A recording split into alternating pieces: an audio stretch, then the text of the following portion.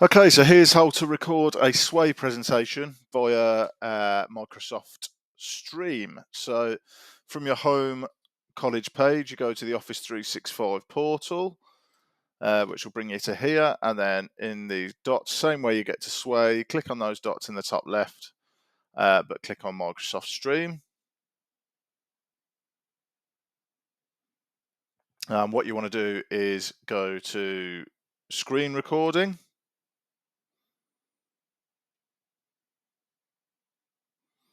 And then obviously you'll come up in front of the camera there.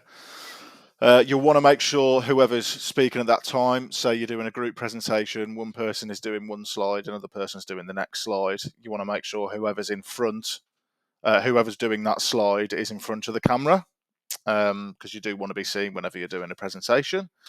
And then to record from your Sway, all you need to do is click Start Screen Recording. You can kind of pick a certain page that you've got open, or you can go for entire screens. I'm just going to go for the how to use Sway. So this is my presentation. So just click onto that screen and then click play. And then it is sharing my presentation for me. And I can just click through it, continue through the presentation. And then once I'm done, I can go back to Microsoft Stream. I can go stop sharing. And there's my video. And then once I've got my video, once it's all there, I can just click finish. It's going to take a minute to prepare the video.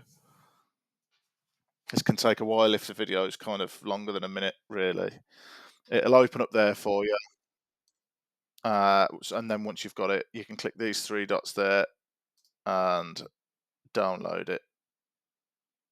And then you'll have it in your download, and you'll be able to upload it to whatever assignment you need to there.